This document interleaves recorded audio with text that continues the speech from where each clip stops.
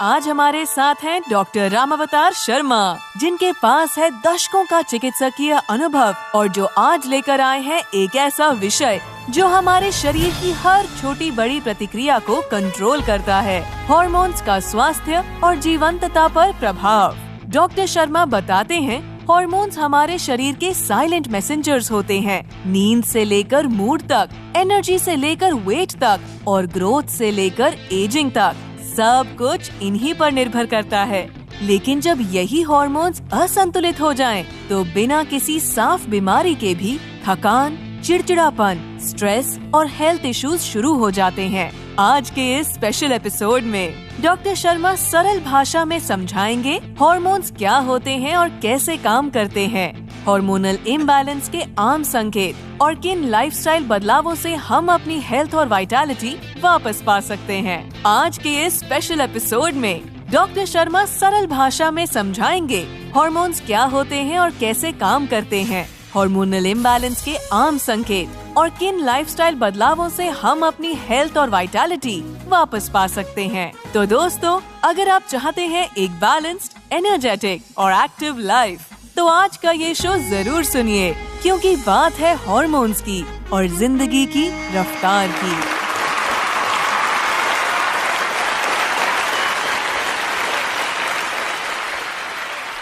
समझ गए आप टॉपिक क्या है आज हमारा? हार्मोन्स, यानी कि उसके जो हमारे शरीर पर प्रभाव पड़ते हैं, हमारे जीवन में जो प्रभाव पड़ते हैं, उन पर तमाम प्रभावों पर जो है आज रोशनी डालेंगे the one and only doctor Ramavtar साहब। सर, स्वागत है आपका। नमस्ते, आपको भी और सारे श्रोताओं को भी। देखिए, हार्मोन के बारे में एक बात बताना चाहता हूँ, बड़ी इंटरेस्टिंग सी। जब हम मेडिकल कॉलेज में पढ़ते थे तो जो ही हार्मोन्स की बात आती थी तो हमारे एक तरह से रोंगटे खड़े हो जाते थे। हार्मोन्स जो है ना, समझ में आते नहीं है, हार्मोन्स को समझना बड़ा मुश्किल काम है। तो मैंने इनको बहुत ही सिंप्लीफाई करके और पेश करने की कोशिश करी है। तो मुझे पूरी उम्मीद है कि आप लोग इस सब्जेक्ट को अच्छी तरह से समझ पाएंगे। सर, आप जो कह रहे हैं कि हार्मोन्स को सिंप्लीफाइड करके समझाएंगे आज आप, हमारे लिए तो हार्मोन्स का मतलब कुछ होता है, फिर वो मूड हो जाता है आगे जाकर के। मूड जो है वो अगर ख़राब है तो कुछ हार्मोन खराब है, ऐसा मान लो। नहीं, मैं टेक्निकलिटीज़ में नहीं जाऊंगा। मैं इनके जो प्रैक्टिकल और व्यवहारिक रूप है ना, वो मोटे तौर पे बताने की कोशिश करूंगा। तो जो हार्मोन में आपको जो सबसे पहले तो एक चीज़ समझनी होगी कि आपको आपके जो शरीर में हार्मोन्स की कुछ धुरियाँ होती हैं, एक्सिस। तो वो 3 धुरी खास करके होती हैं, उनको आपको स्टेबलाइज करना होता है। तो मैं 3 धुरियाँ पहले बताऊंगा और उनको एक एक धुरी को कैसे आप स्थापित करो, कैसे उनको स्थिर करो, कैसे उनको दृढ़ करो। ये चीज़ आप मोटे तौर पे समझ गए तो वो फिर आप सारा हार्मोन समझ गए, आपको कोई टेक्निकल चीज़ों में जाने की ज़रूरत नहीं है। तो शुरू करें सर? हाँ जी। तो धुरी नंबर जो 1 होती है ना, उसको हम कहते हैं HPA। ऊपर ब्रेन में होता है हमारे हाइपोथैलेमस, फिर आपके मस्तिष्क के सामने की तरफ होती है पिट्यूटरी, और तीसरा जो HPA होता है एड्रिनल ग्लैंड, वो हमारे जो किडनी होता है, गुर्दा होता है, उसके ऊपर होती है। तो ये तीनों क्या करती हैं, ये मुख्यतया बनाती हैं स्ट्रेस से रिलेटेड हार्मोन। तनाव, बॉडी में किसी भी तरह का स्ट्रेस आएगा ना तो उसके हार्मोन बनाती हैं ये। तो जैसे कॉर्टिसोल है आपका, आपने कॉमन नाम सुना होगा, जिसको कहते हैं ना आप लोग स्टेरॉइड कहते हैं, तो स्टेरॉइड हार्मोन वगैरह सारी ये बनाती हैं। तो इसको आपको स्टेबलाइज कैसे करना है, हार्मोन का डिटेल तो आपको मोटे तौर पे समझने की ज़रूरत नहीं है, लेकिन ये जो एक्सिस है आपका हाइपोथैलेमस, पिट्यूटरी और एड्रिनल। सर, जो पिट्यूटरी है ये क्या वो पीयूष ग्रंथि वाली बात? हाँ, उसी को कहते हैं, उसी पीयूष ग्रंथि को कहते हैं। तो अब ये इन तीनों में से, इन तीनों का एक पूरा एक धुरी है, एक एक्सिस है, एक दूसरे के साथ मिलके काम करते हैं ये, फ्रॉम टॉप टू बॉटम। तो इनको इस धुरी को आप मजबूत कैसे करोगे? तो सबसे महत्वपूर्ण क्या है कि आपके सोने का, आपके जगने का जो समय है वो लगभग रोज़ाना एक जैसा होना चाहिए। ऐसा नहीं किसी दिन आप 8 बजे सो रहे हो, किसी दिन रात को 2 बजे सो रहे हो, 1:30 बजे सो रहे हो। और वो जो सोने का टाइम है वो आपकी बायोलॉजिकल क्लॉक से मैच करना चाहिए। तो बायोलॉजिकल क्लॉक क्या है कि हमारी जो आंतरिक आपके अंग होते हैं, आपका ब्रेन है, आपका लीवर है, आपका किडनी है, आपके लंग्स हैं, ये रात को, और मांसपेशियां भी, ये रात को 11 बजे के आसपास ये रिलैक्सेशन मोड में चले जाते हैं।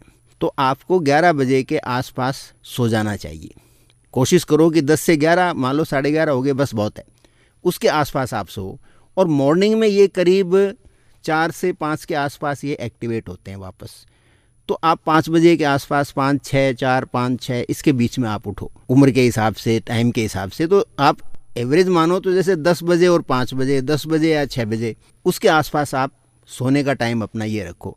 तो ये यदि आप अपनी लाइफ में मेंटेन करते हो तो ये एक्सिस है, ये जो धुरी है, ये आराम से बहुत स्मूथली फंक्शन करेगी और आपके जीवन की जो गुणवत्ता है, जो क्वालिटी ऑफ लाइफ है, वो सबसे बेहतर रहेगी यदि आप इस तरह से अपने जीवन शैली को। तो एक तो मजबूती करने का ये तरीका हो गया आपका सोने का।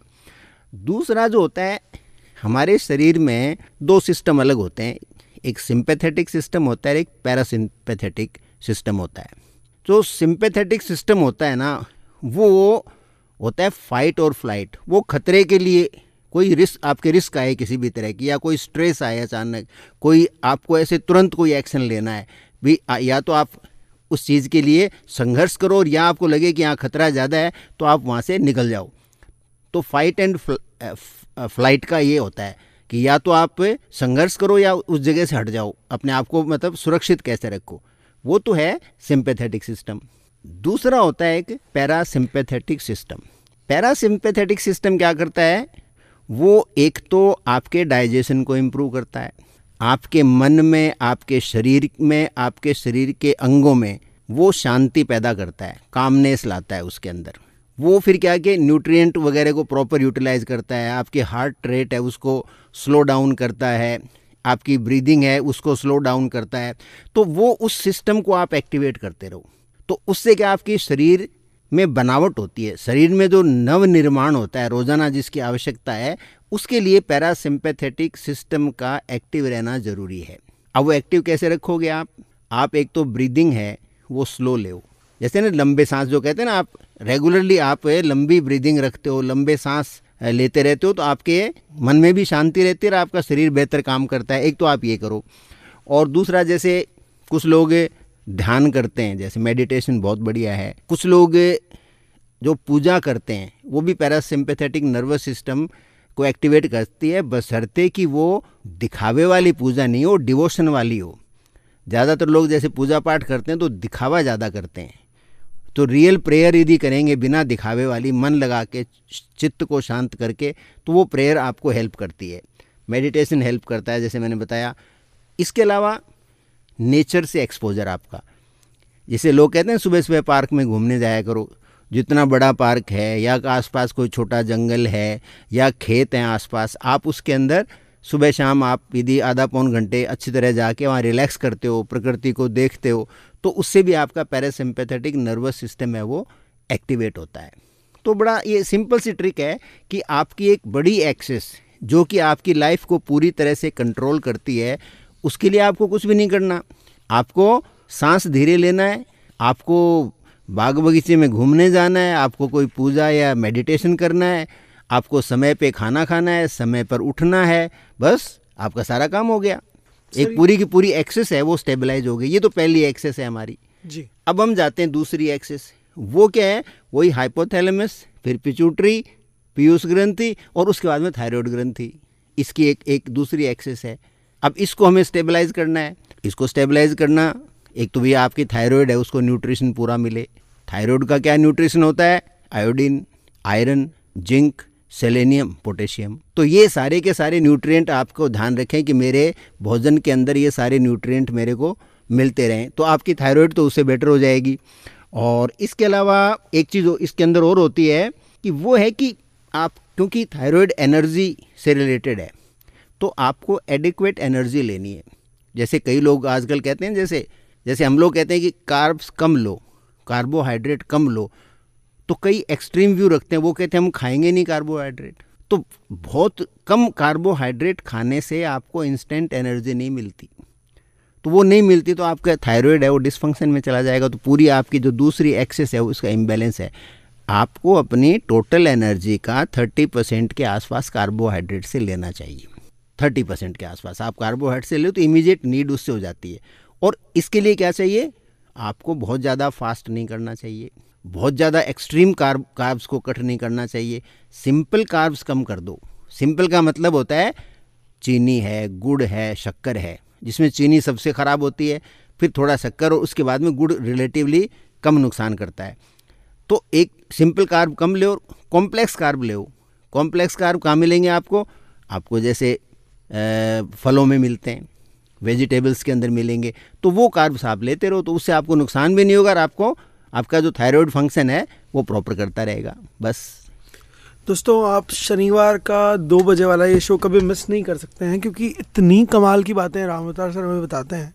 आज हम बात कर रहे हैं उस टॉपिक पर जिस टॉपिक पर बात होती ही नहीं है दरअसल भारत में, तो कम से कम क्या नहीं होती। हार्मोन्स को लेकर के तो कोई चर्चा मुझे याद ही नहीं है कि कभी मैंने सुनी हो, पढ़ी हो। बहुत कम होती है हमारे यहाँ, बहुत कम। Rarest of the rare. और वो डिफिकल्ट सब्जेक्ट है जी, इसको सिंप्लीफाई कैसे करो। लोग सोचें लोग सुनेंगे तो समझ नहीं पाएंगे। हाँ, मतलब इसलिए होता है मेडिकल स्टूडेंट्स शायद आपस में बैठ करके बहुत बात करते ना हो। बात ही नहीं करते। मैं कहता हूँ हार्मोन की क्लास लगती थी तो बात यहाँ आती थी। अच्छा, हाँ, टेक्निकली बहुत कॉम्प्लेक्स है हार्मोन्स को समझना, तो मैंने तो काफ़ी सिंप्लीफाई करके पेश करने की कोशिश करी। क्योंकि ये टेंजिबल तो है ही नहीं सर, कुछ भी ऐसा, मतलब कोई ऑर्गन तो है नहीं है। हाँ, ऑर्गन तो है नहीं है। जैसे हमारा मन है वैसा हार्मोन है। मन की तरह से हार्मोन मन की जैसे हार्मोन है एक्चुअली। हार्मोन है। तो अब तीसरी जो एक्सिस है वो है HPG जी।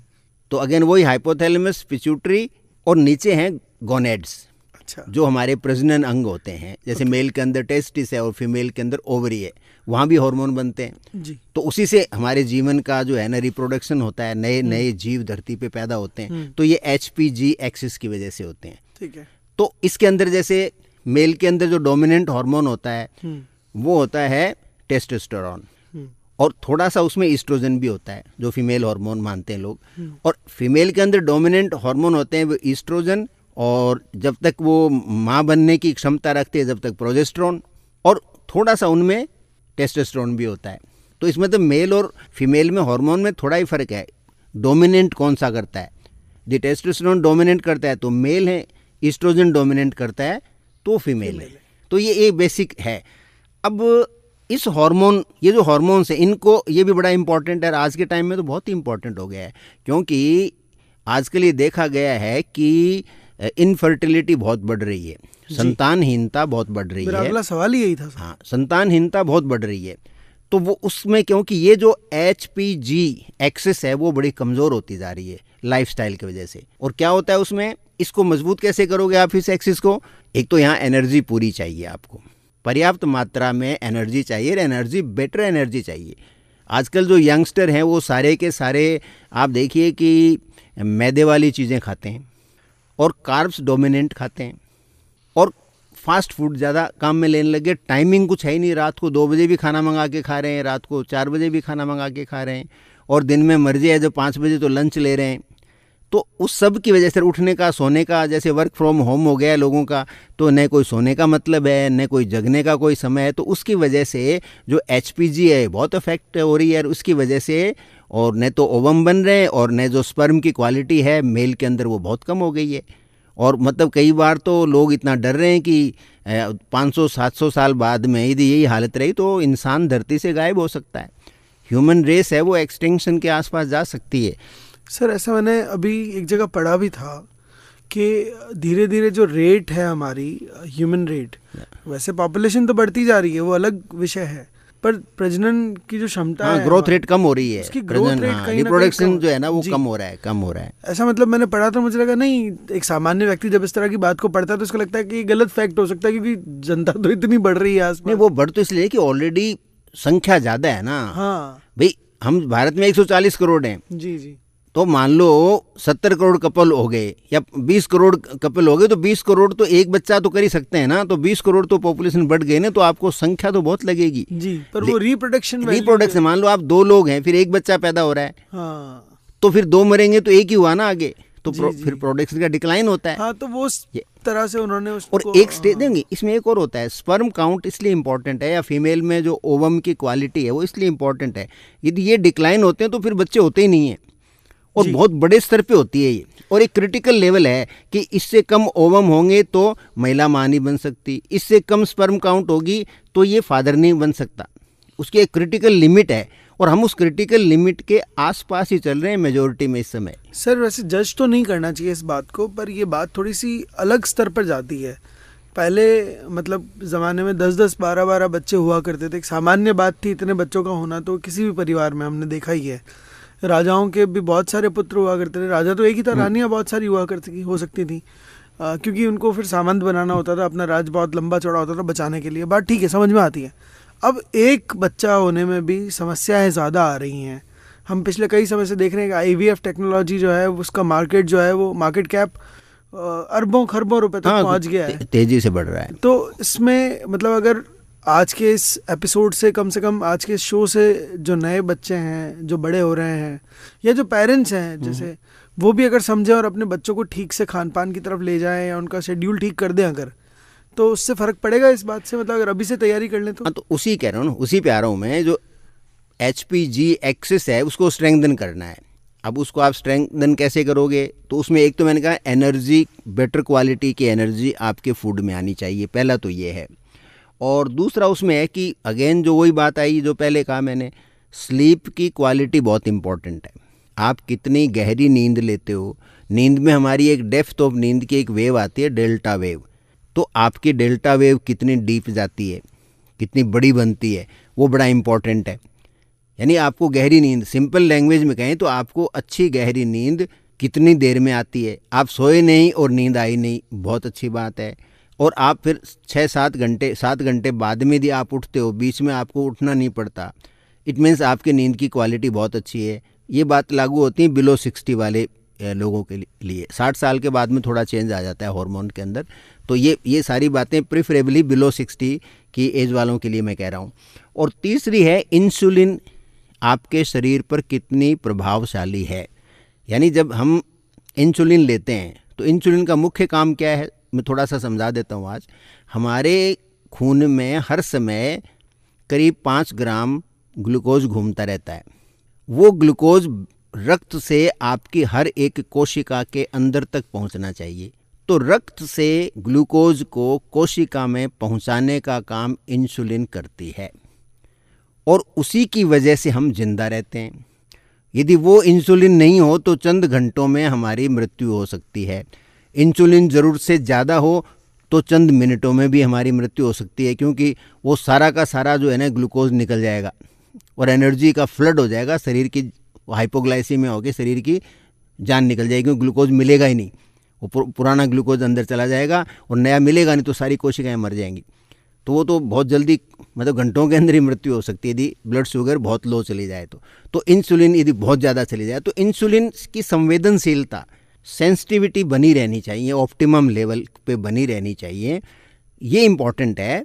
ये जो HPG, जो पिट्यूटरी, हाइपोथैलेमस, पिट्यूटरी और गोनेड्स, इनकी जो एक्सिस है, ये जो धुरी है, प्रजनन की जो धुरी है, उसको बनाए रखने के लिए।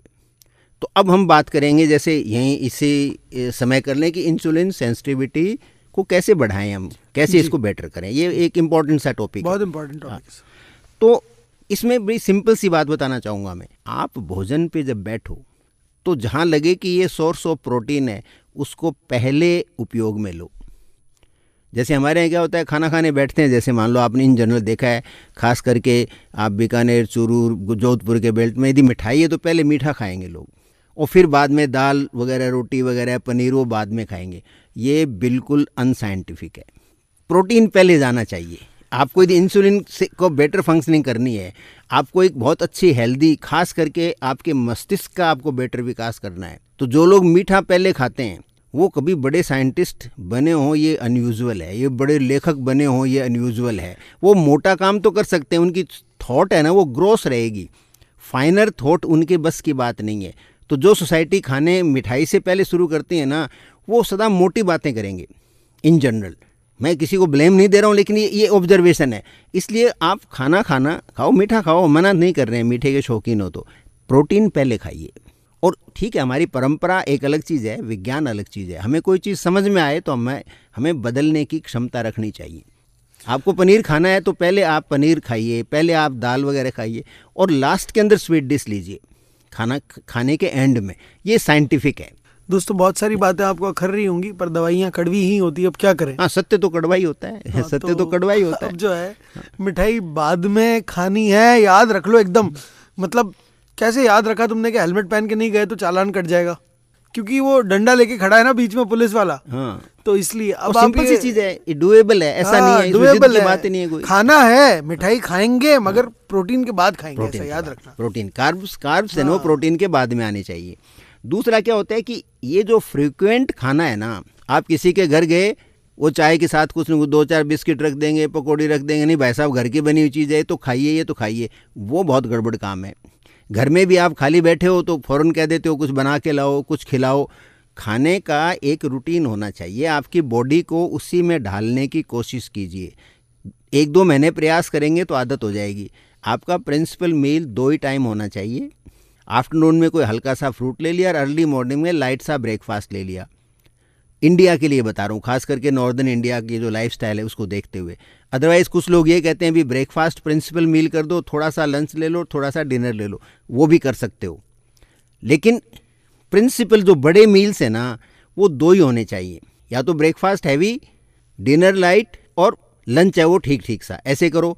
और प्रेफरेबली है कि लाइट सा प्रोटीन वाला थोड़ा सुबह, क्योंकि मैंने कहा प्रोटीन पहले लेना चाहिए, तो ब्रेकफास्ट में आप थोड़ा प्रोटीन ले लीजिए, कोई भी प्रोटीन से रिलेटेड जो भी स्नैक्स होते हैं, उसके बाद में लंच रखो और फिर डिनर। तो इससे क्या है, आपका एनर्जी बैलेंस बॉडी का सही रहेगा, इंसुलिन बेटर फंक्शन करेगी। अब ये तो साइंस है, ये देखा गया है कि ऐसी स्थिति में इंसुलिन बेटर फंक्शनिंग करती है। अदरवाइज आपकी इंसुलिन है वो पुअर फंक्शनिंग करेगी, तो आपकी बॉडी भी पुअर फंक्शनिंग करेगी, उसका फंक्शन इतना अच्छा नहीं होगा, उसकी कार्य प्रणाली है वो बाधित होगी। और तीसरा जो है, आपको अपनी मांसपेशियों को रोज़ाना काम में लेना चाहिए, कोई न कोई ताकत वाली कसरत करनी चाहिए। बाल्टी उठा लो, अपने कपड़े धो लो, आप जो डंबल आते हैं वो कर लो, आप बैडमिंटन खेल लो, आप कोई भी छोटा मोटा रेजिस्टेंस जिसमें हो, पुशअप्स कर लो, सिटअप्स कर लो। घर में बहुत सारे काम होते हैं जिसमें थोड़ी ताकत की ज़रूरत होती है, वो कोई भी काम आप कर लो, वो आपको रोज़ाना 15-20 मिनट डेली करना चाहिए। और तीसरी चीज़ ये होती है, लंच और डिनर के बीच में 12 से 14 घंटे का गैप होना चाहिए। सर आप जो कह रहे हो ना, ये सब बातें कर पाना आज के बहुत आसान है, आज के लोगों के लिए इम्पॉसिबल है। सर आप इमेजिन करिए, आप कह रहे हो कि लंच और डिनर के बीच में 12 घंटे का गैप हो।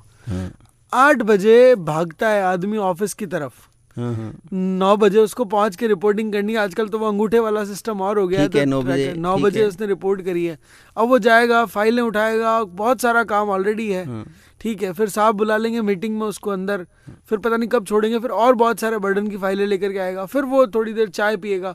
अब उसने कुछ खाया नहीं, भूखे पेट चाय पी गया, वो तो प्रोटीन की तो बात ही खत्म हो गई। नहीं, तो इसीलिए तो हम ये प्रोग्राम रख रहे हैं कि अवेयरनेस फैले। मतलब मैं तो कहता हूँ ये टॉक वगैरह हैं, ये तो देखो अपलोड तो हो ही रही है ना। किसी दिन साहब को भेजो, किसी दिन इन नेताओं को भेजो जो पॉलिसी डिसाइड करते हैं। भाई पूरा यूरोप कर रहा है ये, आप क्वालिटी ऑफ लाइफ यूरोपियंस की हमारी देखो।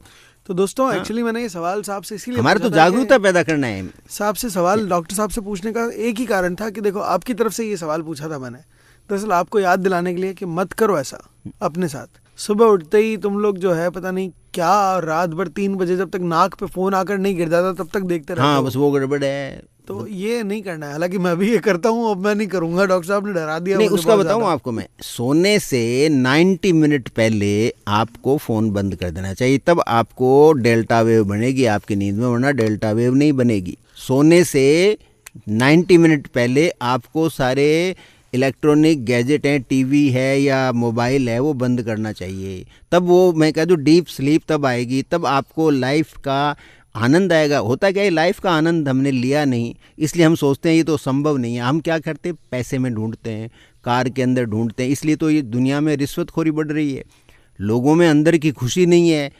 आपको यदि अंदर से आप खुश हो तो आप संतुष्ट रहोगे, तो आप कभी भी बेईमान हो ही नहीं सकते। आप रिश्वतखोरी में रुपए इकट्ठा वो क्यों करते हैं, ऑब्सेशन है, एक तरह का पागलपन है। और उसका कारण क्या है, वो मेंटली उनका हार्मोन जो बैलेंस है, उनकी धुरी सही नहीं है, इसलिए वो उनकी सोच है वो सही हो ही नहीं सकती है, संभव नहीं है कोई। तो ये तो क्या है कि ये अवेयरनेस है, रेडियो में बोलने का मतलब क्या है, अवेयरनेस है। और कोई है तो आप देखिए यूट्यूब पे हमारी अपलोड होती है टॉक, इस टॉक को आप भेजिए, अपने ऑफिसर्स को भेजिए, पॉलिटिशियंस को भेजिए, उनको कहिए एक दिन सुन के तो देखो आप, कम से कम क्या पता किसी न किसी दिन कोई न कोई तो जागे। बिल्कुल दोस्तों, तो ये जो सारी टॉक है ना, ये आपके और हमारे भले के लिए। डॉक्टर साहब तो ये बता ही रहे हैं, डॉक्टर साहब कह रहे हैं कि पैसा, ऑफिस, ये सब होता रहेगा, पर पहले जो है अपना स्वास्थ्य है, अपना जीवन है, आपको हार्मोन्स ठीक करने के लिए, अपना मन ठीक करने के लिए, क्योंकि हार्मोन इक्वल्स टू हारमन है वो। हाँ, और वो तो अच्छा, वो तो मानेगा नहीं वो, उसको आपको कोई है ना, अपने डिफेंडर गाड़ी में घूम रहे हो या साइकिल पे घूम रहे हो, या उसको हार्मोन को कोई मतलब नहीं है। और हैप्पीनेस तो बिना हार्मोन्स के आपकी ज़िंदगी में आ ही नहीं सकती, सुख चैन आ नहीं सकता, आनंद आ नहीं सकता। अहंकार है वो आ सकता है, क्योंकि वो आपका बनाया हुआ होता है। सर, महिलाओं को लेकर के टैबू भी हो सकता है, टैबू ही हो, मैं चाहता हूँ ये बात, कि ऐसा कहा जाता है, फिर पौराणिक कहानियों में भी है कि महिलाएं जो है, मतलब वो, उनका हार्मोन का मामला ठीक नहीं है, मतलब ऐसा कभी भी वो मूड उनका स्विंग हो जाता है, कुछ हो जाता है। ऐसा है एक्चुअली साइंटिफिकली है या हमने ही क्रिएट कर रखा है? नहीं नहीं, वो हमने सिचुएशन पैदा कर दी कि हम औरत की जो हार्मोन एक्सिस है उसको बैलेंस होने नहीं देते। अब पतिदेव जो है ना, सुबह तो चिल्लाते हैं जल्दी से नाश्ता बनाओ, फिर वो 2-3 बजे आके कहते हैं मेरे को खाना खिलाओ, फिर रात को 11 बजे कहते हैं कि मेरे को खाना बना के दो। तो आप बताइए, ये हार्मोन की जो एक्सेस स्ट्रॉन्ग करने वाली बात है वो कैसा पूरा करेगी? फिर बच्चे होते हैं, उन बच्चों को पालो, रात को वो सो नहीं पाती पूरी। कितनी महिलाएं हैं जो लगातार 8 घंटे सो सकती हैं, बताइए आप खुद भी सोच के। वो 8 घंटे जब सोने को मिलेगा ही नहीं उनकी ज़िंदगी के लंबे चौड़े पार्ट के अंदर उनको, तो फिर आप सोचिए उनका हार्मोन की एक्सेस कैसे सही रहेगी। तो वो हमने किया है। हालांकि हम कह देते हैं कि औरतें तो ऐसे होती हैं, उनको तो हार्मोन ऐसे ऊंचा नीचा होता नहीं है, हमने कर दिया है। हमने लाइफस्टाइल जो है ना वो इस तरह की बना दी। अदरवाइज़ आप अपने टाइम पे खाओ, टाइम पे रहो, तो कोई इशू नहीं है, फिर कोई हार्मोनल इम्बैलेंस नहीं होगा, कोई उनके नेचर के अंदर वेरिएशंस नहीं आएगा। तो सर आप ऐसा कह रहे हैं कि lifestyle equals to balancing of hormone जो है वो फिजिबल है। परिवार में हम जैसे जितने लोग रह रहे हैं, भैया आपको दूसरों की सुविधाओं का तो ध्यान रखो ना। अब मेरे कितने जान पहचान के हैं, वो रात को 10-11 बजे तक तो अपने ड्रिंक करते रहते हैं, और बाद में टुन होकर के और फिर कहते हैं अब रोटी खिला मेरे को। ठीक है ना, ये कैसे फिर आप सोचते हो उस लेडी की हार्मोन एक्सेस मजबूत हो जाएगी, न उस आदमी का हार्मोन एक्सेस सही रहेगा, न उस औरत का रहेगा। इसलिए घर के अंदर डिस्प्यूट रहते हैं, घर में दंगे रहते हैं, और घर के अंदर जो कोहेजन है, जो एकता है, जो सामूहिक विकास है, घर का नहीं होता है। और मैं नहीं सोचता कि कोई आपने पैसा किधर किधर से कबाड़ के ऊंचा नीचा कुछ करके इकट्ठा कर लिया और उससे आप सोचते हो कि आपकी क्वालिटी ऑफ लाइफ इंप्रूव हो गई। खाली आपका अहंकार बढ़ गया, आप दूसरे की बात को सुनोगे नहीं, कोई अच्छी बात कहेगा तो उसको गाली गलौज करते हुए आप हिचकोगे नहीं। और नेचुरल है, हर आदमी गालीबाज से दूर रहना चाहता है, इसलिए समझदार आदमी है ना, वो आपके हाथ जोड़ के अलग हो जाता है। वो कहता है हाँ भाई साहब आप सही कह रहे हो, वो दूर हो जाता है आपसे, उसको क्या लेना देना है आपसे। दोस्तों, आज इतना मुश्किल टॉपिक था ना, आज मुझे लगा था कि यार ये मैं क्या बात कर पाऊंगा सर से, पर मुझे सर आज सुनने में इतना समझ में आ रहा है कि हमारा जो जीवन में, जिसको हमने एक मूड का नाम दे दिया कि इसका तो मूड ही ख़राब रहता है, इसका तो मूड ऐसा ही है, ये तो बात ही नहीं करती है, ये तो बात ही नहीं करता है, ये तो ऑफिस में ही परेशान रहता है, ये जो तमाम चीज़ें हैं ना, ये आपके हार्मोन से जुड़ी हुई हैं। सिर्फ आपका मूड कुछ नहीं है, आपका हार्मोन जो है वो इन चीज़ों को प्रोवोक करता है या इन चीज़ों में बैठ जाता है आकर के। तो अगर एक सही लाइफस्टाइल पर आप चलेंगे, जैसा हमारा मत है, जैसा हम चाहते हैं कि आप करें, अगर आप ऐसा कर रहे हैं तो फिर आपकी चीज़ें ठीक हो जाएंगी। सर ने 3 चीज़ें बताई जिसको अगर आप ठीक करके चलते हैं तो चीज़ें रेडी हो जाएंगी आपके लिए। सर ये बताइए, जो बच्चे हैं जो पढ़ाई कर रहे हैं, पर आजकल तो वो भी फ़ोन देखते रहते हैं दिन भर, पढ़ाई भी फ़ोन पर ही हो रही है। पता नहीं हमने ये कर रखा है कि चीज़ें फ़ोन पर ही करते रहो, सारी चीज़ें, पढ़ाई भी फ़ोन पे कर लो, सब फ़ोन पे कर लो, टेस्ट सीरीज़ से लेकर के एजुकेशन क्लासेस तक सब कुछ फ़ोन पर ही होने लगा है। तो ये कितना असर डाल रहा है बच्चों के उस पर, मतलब फ़ोन से और उनके हार्मोन्स का, और फिर उनके जीवन पर क्या फ़र्क पड़ेगा? देखिए, एक होता है तंत्र जी, वो तंत्र मंत्र वाला नहीं, तंत्र सिस्टम जो आप पर राज करते हैं जो लोग। मैं बहुत बिटर बात कहूँगा, ये एक साइकोलॉजी का बड़ा गेम होता है। जो तंत्र में स्थापित हो जाता है वो कभी भी नहीं चाहता कि बाकी लोग जो है उनकी बुद्धि का एक निश्चित स्तर से ज़्यादा विकास हो। जी, उनका ये मानना है कि इतना ही विकास हो कि वो हमारे लिए काम करते रहें। मतलब हमारे पक्ष का विकास हो जाए, हमारे पक्ष का विकास होता है। हम जैसे चाहें ना उतना उनका विकास, और वो उतना ही काम करें जी। जब स्कूल में अध्यापक हैं हम्म, तो मोबाइल की क्या जरूरत है अभी? और मोबाइल है तो स्कूल क्यों बुलाते हो? और स्कूल का मतलब कोई क्लास में पास करना नहीं होता है। स्कूल का मतलब होता है आपका सोशल इंटरेक्शन। जी। देखिए, मैं जब प्राइमरी स्कूल में अपने गांव में पढ़ता था, और अब मैं जब अपने गांव में जाता हूं, तो उस समय के मेरे जितने भी दोस्त जो आज वहां पर जिंदा हैं, वो सारे मिलने आते हैं। हम उस समय की बातें करते हैं, उसमें हमने क्या क्या किया। यानी एक बॉन्डेज है, जो इतना बॉन्डिंग है कि वो आज 65, 70, 60 साल बाद में भी वहीं का वहीं खड़ा है जी। वो बॉन्डिंग के लिए क्लासेज में जाता है आदमी बहुत चीजें सीखता है, सोशल लाइफ के लिए सीखता है, मार्क्स के लिए थोड़ी। आज आप बच्चे को स्कूल क्यों भेजते हो? मुझे बड़ा आश्चर्य होता है सर बच्चों को देख करके। मैं अभी एक स्कूल में गया तो उस क्लास में 30 बच्चे थे। तो मैंने उस बच्चे से पूछा कि अच्छा ये जो तुम्हारी फ्रेंड है? उसने बोला नहीं। बोला तुम्हारी क्लास में पढ़ती तुम्हारी फ्रेंड नहीं है? बोला नहीं। बोला अच्छा आपस में कुछ रंजिश हो गई होगी बच्चों की, ऐसे होता है ना। तो बोला इसका नाम क्या है? बोला मुझे नहीं पता है सर। बोला तुम नाराज हो इससे? बोला नहीं। बोला मैं जानती ही नहीं इसको। बात नहीं करते, आपस में बच्चे बात ही नहीं करते। नहीं, कारण है आपने कॉम्पिटिटर बना दिया। हाँ। बेटा तेरे को क्लास में अव्वल आना है, तो आपके दूसरे जो आपके साथ पढ़ रहे हैं सहपाठी हैं, वो बन गए आपके कॉम्पिटिटर। तो एक कॉम्पिटिटर, एक प्रतिद्वंद्वी दोस्त कैसे हो सकता है? A competitor can not be a friend. Absolutely. और हम लोग जो पढ़ते थे तो ठीक है इसके नंबर ज्यादा आ गए, इसके आगे, लेकिन वो हमारे अंदर कोई घर वाले नहीं कहते थे तुम्हें इतने मार्क्स लाना है। क्लास में चलते थे, अरे इस बार तेरे ज्यादा आ गए, अरे तो इसमें इस बार तेरे आ गए। तो आपस में हम लोग इस तरह के, टीचर भी हमें कोई ऐसे नहीं कहते थे कि तेरे को टॉप आना है, ऐसा नहीं है। भाई एक क्लास में पढ़ते हैं, इसका मतलब जानते क्या, दोस्त तो है ही, इतना तो है ही। तो वो नाम भी हमें याद है, आपस में हमारा स्नेह भी आज बना हुआ है। ऐसे मेडिकल कॉलेज में जो पढ़ते थे उस समय भी लकीली कोई इस तरह का कंपटीशन नहीं था, क्योंकि आज के टाइम में तो पीजी का कंपटीशन है। ये पहले ये था कि एमबीबीएस आप अच्छे से करोगे तो किसी न किसी सब्जेक्ट में आपको पीजी मिल जाएगी। फिर थोड़े बहुत इंटरव्यू होते थे, आपस में बात भी कर लेते थे कि तू किस में जाएगा, तू किस सब्जेक्ट में जाएगा, यार मेरे को कर लेने देने, ये सब्जेक्ट मेरा है, मेरे को इसमें ज़्यादा इंटरेस्ट है। लोग कई मान भी जाते थे, थोड़ा बहुत एडजस्ट कर लेते थे जी। इस यूनिट के बजाय तो इस यूनिट में चला जा। तो आज के टाइम में तो पॉसिबल नहीं है, कट थ्रोट है। और क्लास फेलो का बिल्कुल, मैं कितने में बच्चों को पूछता हूँ नाम जानते ही नहीं है, बोलते नहीं आपस में जी। सर कट थ्रोट के बाद तो ये है कि 2 ही बच्चे हैं और अगर आपस में भी बैडमिंटन खेलने जाते हैं ना बच्चे, तो मुझे जीतना तो है। वो मुझे जीतने वाला भाव, मेरा भाई अच्छा खेल रहा है भाव से ज्यादा है। ये बहुत गलत है एक्चुअल में। हम बच्चों को खेलने जाओ कि आपको शरीर को मजबूत करना है, आपको एक दूसरे को सिखाना है, वो पॉइंट नहीं है मुझे जीतना है। तो माँ बाप के हार्मोन्स डिस्टर्ब है, इसका मतलब सारों का मतलब ग्रोथ लेवल पे है, मतलब ग्लोबल लेवल पे है। और इवन जो हमारे डिसीजन मेकर्स हैं, अब आप सोचते हो कि डोनाल्ड ट्रंप के हार्मोन ठीक हैं? नहीं, मेरा सवाल है, ये रहा लिखा हुआ, आप यकीन नहीं करेंगे, सच में लिख के लाया हूं मैं, ये देखो। अच्छा, ठीक, आप चांस की बात है। ट्रंप के हार्मोन्स ठीक है क्या? मेरा सवाल था कैसे ठीक हो सकते हैं? मतलब कितनी, मतलब, और अब उस ट्रंप को चूंकि उन्होंने जिता के भेजा है, तो आप क्या सोचते हो अमेरिकन लोगों के हार्मोन ठीक है? वो सारे के सारे कार्ब्स खाते हैं, सारों में इंसुलिन रेजिस्टेंट बढ़ा हुआ है, इसलिए वो ट्रंप जैसे आदमी को प्रेसिडेंट बना दिया उन्होंने। तो ये नहीं, ये बड़ा सीरियस इशू है, अपने मजाक की बात नहीं है, रियल सीरियस इशू है कि जैसे हम होते हैं तो हमारे लीडर भी उसी हिसाब से बनेंगे ना। इट मीन्स हमारे अंदर डिस्टर्बेंस है, हमें अपना एनालिसिस करना चाहिए। हम self analysis is very important. तो अब जैसे मैं खाने की बात करता हूँ, हमारे शरीर में एक सिस्टम और होता है जो मैंने पिछली मेरी टॉक में भी डिस्कस किया था, एमटोर सिस्टम होता है एक। एमटोर सिस्टम 2 तरह का होता है, C1 एंड C2।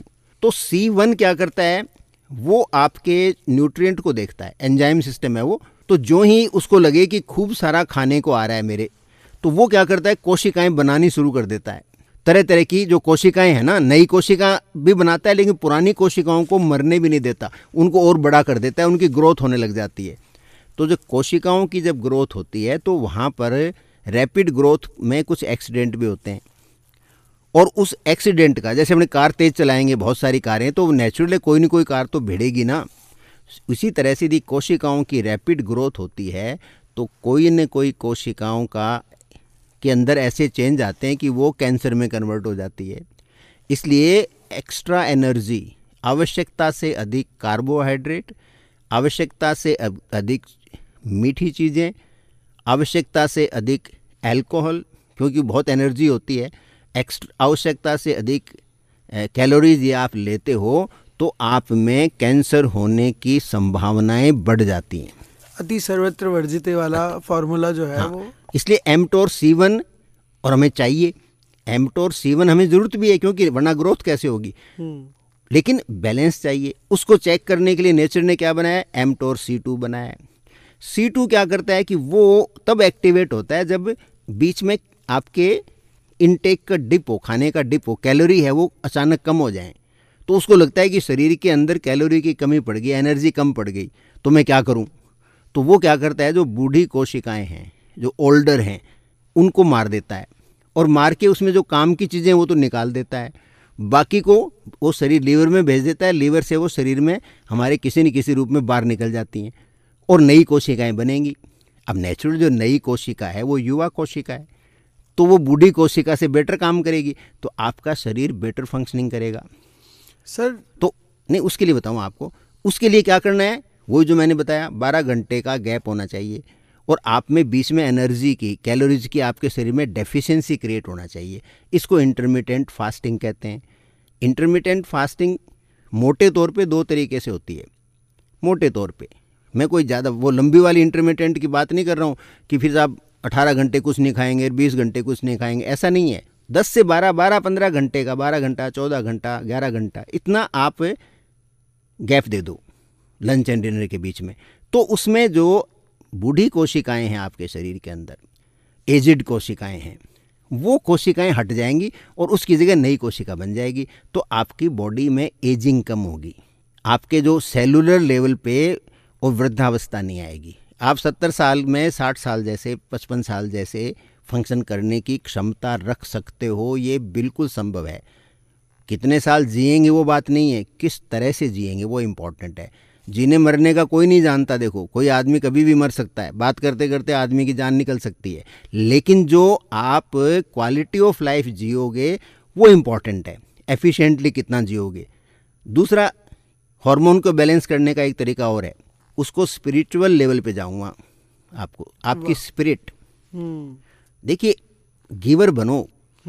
गिवर का मतलब ये नहीं कि धन है उसको दान कर दो, किसी को खाना खिला दो, वो नो। गिवर मीन्स जो कुछ भी आपने सीखा है उसको बांटो।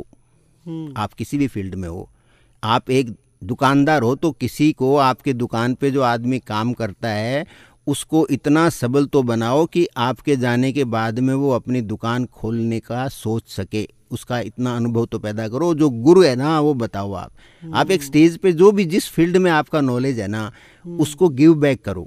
और पैसा यदि आपके पास स्पेयर है तो उससे कुछ ऐसा करो कि आपके जाने के बाद में जो आपने किया वो 50 से 100 साल तक टिके। और मेरी समझ में उसमें एक ही आया है, आप पेड़ लगाओ, प्रेफरेबली ऐसे पेड़ जो पक्षियों के काम आए, पशुओं के काम आए, छोटे बच्चों के काम आए। मिक्सचर लगाओ, कुछ फ्रूट बियरिंग हो, कुछ ऐसे हों जिनसे आपका जो चारा वगैरह पैदा हो सकता है, कुछ ऐसे हों जो नेचर के लिए, प्रकृति के लिए ज़रूरी हैं, जैसे नीम है, पीपल है, बरगद है। वो डायरेक्टली यूज़ नहीं, लेकिन एक इकोस्फीयर के लिए बहुत सबसे इम्पोर्टेंट है वो। कुछ जामुन लगाए, कुछ आपने आंवले लगाए, कुछ आपने बेल पत्र लगाए, कितने फल वाले पेड़ हैं, कुछ आपने फूलों वाले पेड़ लगाए जिनको पशु भी नहीं खाएं, हरियाली बनी रहे वातावरण के अंदर। जैसे पीला कनेर है, चंपा है, आप लगाओ ना, कोई नहीं खाता, न आपको कोई ट्री गार्ड लगाने, न कुछ और। करंज का पेड़ है, तो आप कुछ ऐसा करके जाओ कि आपके जाने के 150 साल बाद तक भी वो आपका निशान बना रहे। साल में हर आदमी यदि पूरी ज़िंदगी में 20 पेड़ लगाए तो आप देखिए कितना कुछ हो सकता है। पूरा बात में ऑक्सीजन की नहीं कर रहा हूँ, बट टोटल इकोस्फीयर की बात कर रहा हूँ। बड़े पेड़ लगाओगे, नीम आएंगे, आपका मोर आएगा, तोते आएंगे, चिड़िया आएंगी, कितना सिस्टम में बदलाव आता है, कितनी नेचर आती है। तो आपका हार्मोनल बैलेंस, मैंने कहा ना, प्रकृति के पास जाओगे तो आपके हार्मोन ऑटोमेटिक वो बैलेंस सेट होते हैं। तो आप नेक्स्ट जनरेशन को कुछ तो दे के जाओ, सारे भोगोगे ही क्या, और क्या भोगने को है क्या यहाँ पे। सर एकदम क्षमता है नहीं मतलब भोगने की क्षमता तो है नहीं, वासनाएं हैं खाली। क्षमता तो डेवलप करो कि भोग तो सही तरीके से सको। जी, न ढंग से खा पा रहे हैं, न ढंग से सो पा रहे हैं, न ढंग से कोई संबंधों को निभा पा रहे हैं, कुछ भी तो नहीं कर पा रहे हैं। चारों तरफ देखिए हिंसा, वायलेंस, इसी को डोमिनेंस मिल रहा है। अच्छे कामों की हम बातें नहीं करते हैं, और अच्छे कामों की कोई बात करें तो कहते हैं पागल आदमी ऐसा क्यों कर रहा है। और कोई ड्रम में किसी को मार के फेंक रहा है, फेंक रही है, उसकी हम चर्चाएं महीनों करते रहते हैं। किसी आदमी ने पेड़ लगाए, उसके बारे में पड़ोसी से भी बात नहीं करते। आप करोगे तो कहते हैं पागल हो गया है, तो ये कोई काम थोड़ी है कोई। तो हमारे क्योंकि हम we are not balanced internally. हमारे आकलन और हमारे डिसीजन मेकिंग में भी हमारे हार्मोन्स, हाँ, वो धुरियाँ खराब हो गई ना।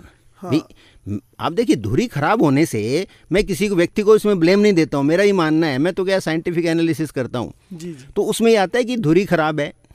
इसलिए मुझे कोई आदमी कोई ऑफेंसिव बात कहता है तो मेरे को नाराज़गी नहीं होती इन जनरल। मैं उसका एनालाइज करने लग जाता है। मेरा ब्रेन ऐसा ट्रेंड है कि इसकी कौन सी धुरी खराब है, पता लगे ये धुरी खराब है। तो धुरी खराब है तो उसका क्या बुरा मानना, क्या भला मानना। जी।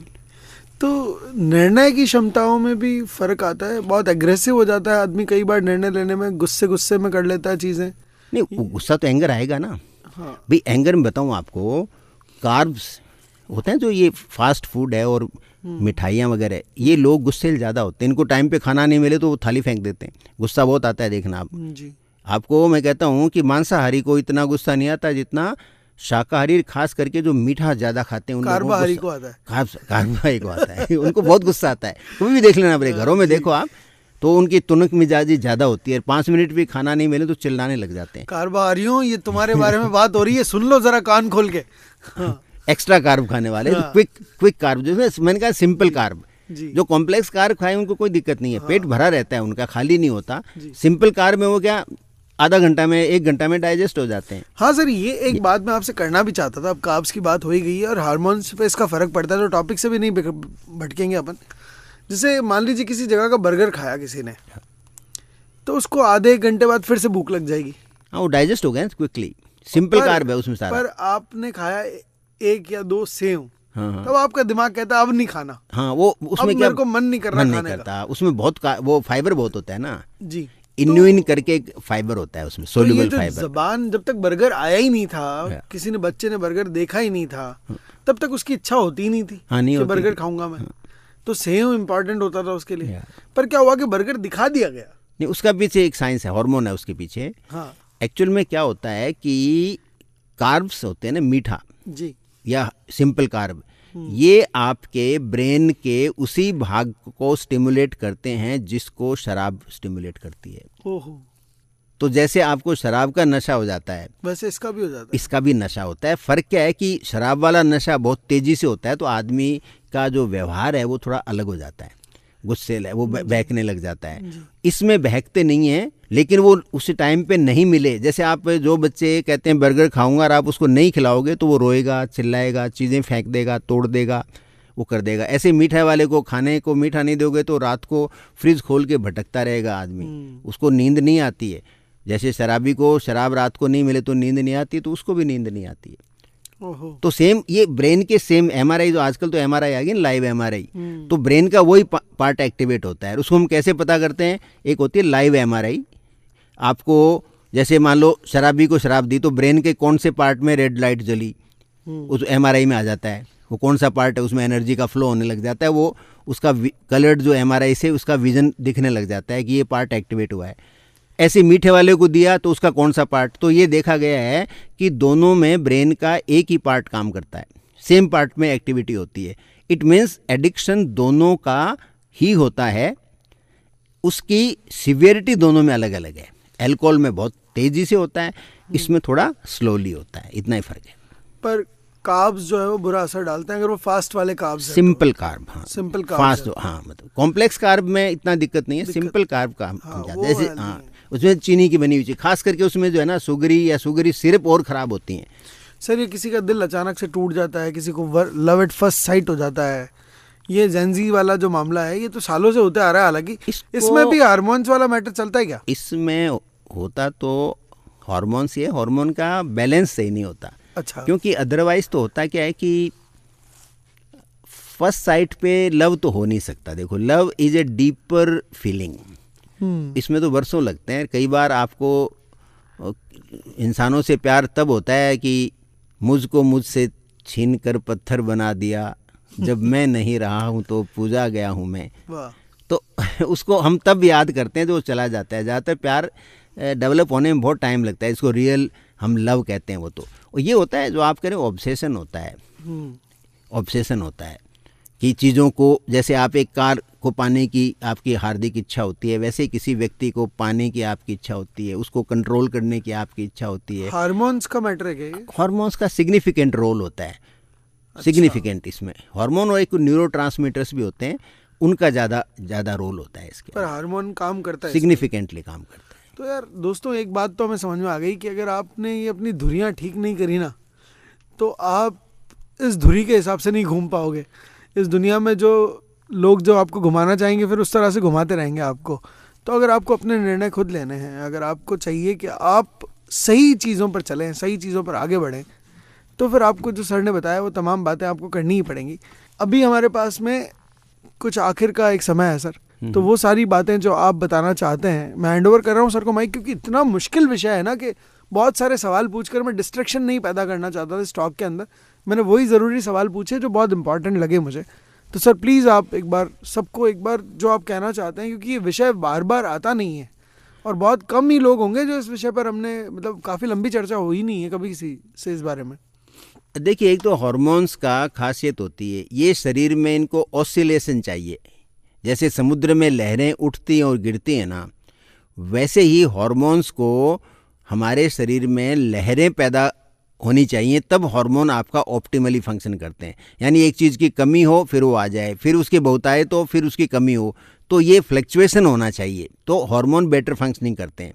जैसे कुछ मैंने बताया, कुछ हार्मोन खाना खाने से एक्टिवेट होते हैं, कुछ खाना नहीं खाने से एक्टिवेट होते हैं। तो हमें वो एक जो बैलेंस है ना, उसको अंडरस्टैंड करना चाहिए और हमें फिर मध्यम मार्ग अपनाना चाहिए कि न तो हमें ज़रूरत से ज़्यादा खाना है और न हमें आवश्यकता से ज़्यादा कोई भूखा रहना है। एक तो ये इंपॉर्टेंट चीज़ है। तो इनटेक और आउटपुट को आपको बैलेंस करना है। तो एक तो हार्मोन फंक्शनिंग के लिए ये इंपॉर्टेंट है। दूसरा, हार्मोन के लिए कई, जैसे मैंने बताया था पहले भी, कुछ इंपॉर्टेंट माइक्रो न्यूट्रिएंट्स होते हैं, उनका हमें ध्यान रखना है। और वो जो कॉमन काम में आते हैं उनमें एक तो सेलेनियम है, जिंक है, आयरन है, आपका पोटेशियम है, तो इस तरह के, और मैग्नीशियम है। तो इस तरह के जो माइक्रो न्यूट्रिएंट होते हैं वो हमारे शरीर में एडिक्वेट होने चाहिए। और एक होते हैं हार्मोन डिसरप्टर, उनके बारे में आपको बहुत ज़्यादा ध्यान रखना है। हम पहले भी इस पर एक बार एक टॉक कर चुके हैं, बहुत टाइम हो गया, तो मैं बेसिकली 4-5 लाइन में रिपीट कर देता हूँ। हार्मोन डिसरप्टर होते हैं microplastic and PFAS forever chemicals. Forever chemicals वो होते हैं जो एक बार बन गए तो हज़ारों साल तक नष्ट नहीं होते। वो क्या होते हैं? आपकी जो भी वाटर प्रूफिंग का सामान होता है, चाहे आपकी आजकल आता है ना ये ट्राउज़र है, इसको ये भीगेगा नहीं, पानी में बरसात में भीगेगा नहीं, उसमें PFAS होते हैं। जी जी। तो वो यदि आप उन ऐसे कपड़ों को पहनते हो और फिर धूप में ज़्यादा रहते हो, या उन कपड़ों को आप, जैसे आपने जुराब वगैरह या कोई अंडरगारमेंट्स ज़्यादा उसके पहनने लगे उन कपड़ों के, तो फिर वो प्लास्टिक है, वो आपके स्किन के थ्रू आपकी बॉडी में चला जाता है। अच्छा। तो एक तो आपको ये ध्यान रखना है। दूसरा, आप उन कपड़ों को पहन करके ज़्यादा धूप में मत रहिए, क्योंकि वहाँ फिर उनसे माइक्रोप्लास्टिक रिलीज़ होते हैं।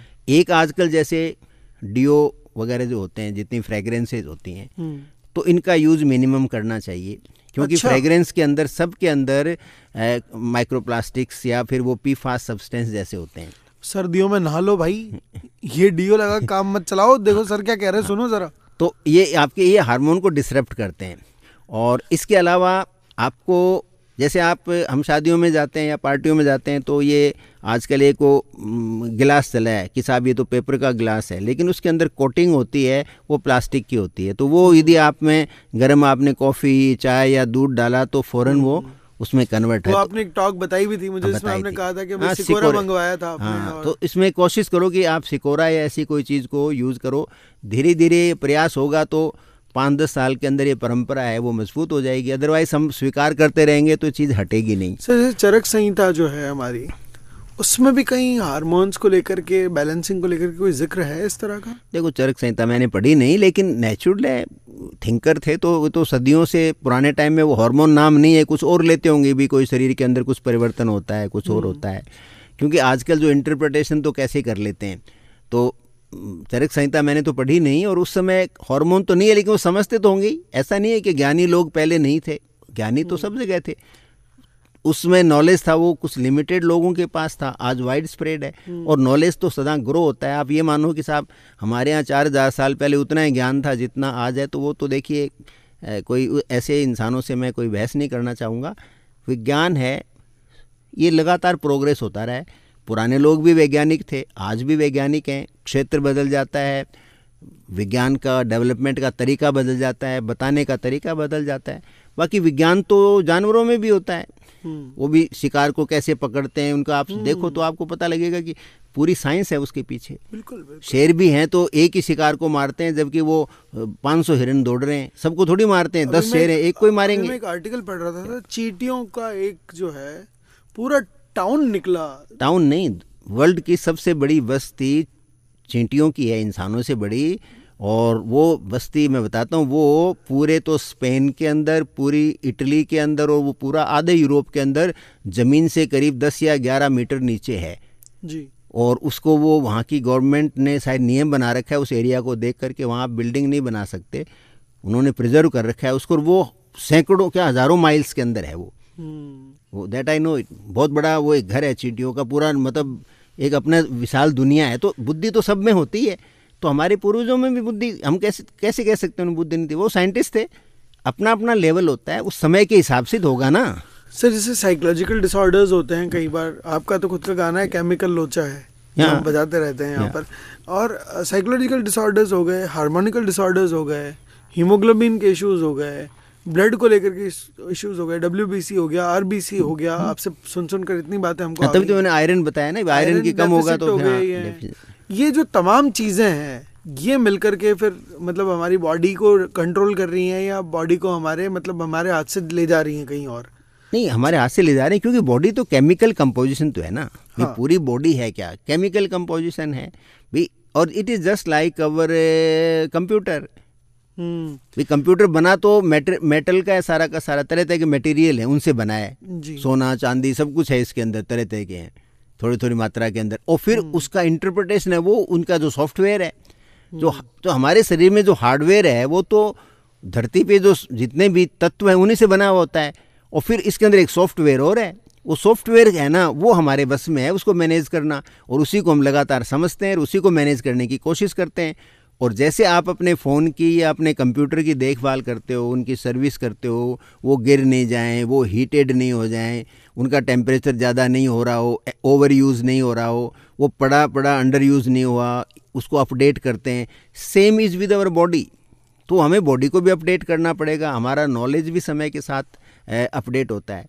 हाँ, तो फिर मैं जो उसमें आ रहा था ना प्लास्टिक वालों पे, जो हार्मोन डिसरप्टर है, एक बड़ा कारण क्या है, जो आप जितना भी खाना मंगवाते हो ऑर्डर करके, वो सारे के सारे प्लास्टिक पैकेजिंग में आता है। और वो इंसानों को, फीमेल को तो वो बना सकता है, ये खास करके यंग जो होती हैं, तो यंग लेडीज को तो वो बना सकता है इनफर्टिलिटी का केस, और मेल को वो बना सकता है एजोस्पर्मिक, उनकी स्पर्म काउंट कम कर सकता है, क्योंकि उसके अंदर ज़बरदस्त माइक्रो प्लास्टिक रिलीज होते हैं। क्यों, गरम गरम तो खाना होता है जी, प्लस उसमें ऑयल और रिएक्ट करता है उनसे।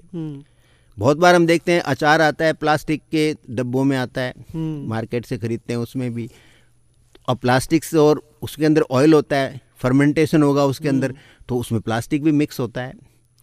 ऐसे ही पानी पीने की बोतल आप बाहर रखे रहते हो और फिर उसको फ्रिज में रख के भी पी लेते हो, जो वो बाहर पड़ी है उसमें है। आप, मैंने देखा है कई लोग नई कार खरीदते हैं, उनके ऊपर जो प्लास्टिक की जो आती है कवर, उसको हटाते नहीं है मैनो ही, वो गाड़ी धूप में खड़ी रहती है, तो अंदर तो माइक्रो प्लास्टिक है, उसका एक गुब्बारा बन जाता है।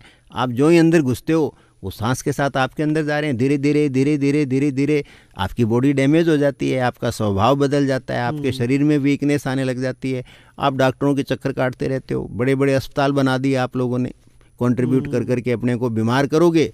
देखो अस्पताल कितने शानदार बन गए, डॉक्टर सब बड़ी बड़ी गाड़ियाँ लिए घूम रहे हैं, महलों जैसे मकान में रह रहे हैं। उसके लिए जिम्मेदार कौन है? आपकी लाइफस्टाइल। भाई आपकी लाइफस्टाइल ज़्यादा जिम्मेदार है। सही है। तो आप अपनी लाइफस्टाइल यदि अच्छी रखोगे, आप बीमार पड़ोगे ही नहीं, तो अस्पतालों की ज़रूरत क्या है, डॉक्टरों की ज़रूरत क्या है? और बुद्धि हमारे पास है, नॉलेज हमारे पास है, हम उसको सिर्फ यूज़ नहीं करते हैं क्योंकि हमारे अंदर ईगो है, हम झुकना नहीं चाहते, हम अपने आप को गलत स्वीकारना नहीं चाहते कि मेरे से गलती हो रही है। स्वीकारेंगे नहीं तो सुधरेंगे कैसे? सो दोस्तों, आप सुन रहे हैं बॉक्स एफएम पर one of the most amazing show हमारा, जो हाईएस्ट टीआरपी गेन करता है हमेशा। बहुत सारे लोग इससे सुनते हैं, बहुत सारे लोग इससे सीखते हैं। वक्त हो चला है अब हमें अलविदा कहने का। सर, कुछ बात अगर आपको कहनी हो और जो इम्पोर्टेंट है और जिनका ध्यान रखना चाहिए कि भाई ये तो रखो, कम से कम कुछ और नहीं कर पा रहे हो तो ये तो कर ही लो। जैसा कि मैं हर बार कह रहा हूँ, सुबह शाम थोड़ा धूप में तो निकला करो भाई लोग, सूरज के सामने सूरज के दर्शन तो करो। सुबह शाम बस खाली इतना कर लो आप। में लास्ट मेरा एक ही मैसेज है, बड़ा ट्रेमेंडस फ़र्क आएगा आपकी हेल्थ में। आप आधा घंटा सुबह और आधा घंटा शाम को अपने कमरों से बाहर तो आओ। ये वाला प्रॉमिस तो आपको करना ही पड़ेगा दोस्तों कि सुबह और शाम जो है, आधा घंटा सुबह आधा घंटा शाम को बाहर रहो। आप बाहर रहना पड़ेगा आपको। फिलहाल जो है वक्त टाटा बाय बाय कहने का है, पर ऐसे नहीं। एक कमाल का शेर है सर, अम्मार का शेर बताता हूँ। अम्मार इकबाल एक शायर है, उनका है कि रंगो रस की हवस और बस, मसलाए दस्तरस और बस, यूं बुनी है रगे जिस्म की, यूं बुनी है रगे जिस्म की, एक नस टस से मस और बस, और बस एक नस टस से मस और बस। उस मुसव्विर का हर शाहकार, मुसव्विर यानी पेंटर, शाहकार यानी डिजाइन, उस मुसव्विर का हर शाहकार 60-65 बरस और बस, और बस। तो दोस्तों, ये जो बातें हैं ये इतनी कमाल की बात है इसलिए है क्योंकि एक नस टस से मस और बस, ना मैं कहीं ना आप कहीं, कोई कहीं नहीं है फिर। तो इसलिए जितना भी जीना है बहुत अच्छे से जीना है। सर ने 2-3 अच्छे मैसेजेस दिए, मैं फिर से दोहरा देता हूँ आपको। अपनी धुरियों को ठीक करिए, धूप में घूमिए, खाना अच्छा खाइए, सोइए अच्छा, रुक जाइए, तेज मत भागो, कहीं नहीं जाना है, एकदम धीरे धीरे सब कुछ करना है। और पेड़ लगाने के लिए भी सर ने कहा, एक आदमी अगर बाकी जिंदगी में 20 पेड़ लगा ले तो ये दुनिया कितनी हरी भरी। और जगह नहीं है तो मेरे को पेड़ दे दे, मैं लगा लूंगा। बॉक्स एफएम के एड्रेस पर पेड़ भेज दीजिए। 7339990969 हमारा नंबर है, यहाँ पर फ़ोन करके पता कर लीजिए कहाँ भेजना है, नहीं तो चैट बॉक्स में लिख दीजिए, हम मंगवा लेंगे आपसे, कोई दिक्कत नहीं है। Thank you so very much sir, बहुत बहुत धन्यवाद। आज का शनिवार नया ज्ञान नई बातों के साथ बहुत सारे गाने आपको सुनाते हैं हम लोग। कुछ नहीं करना होता, आपको एक ही काम है, चिपक कर सुनते रहिए बॉक्स एफएम को। गाना आपकी नज़र कर दें क्या?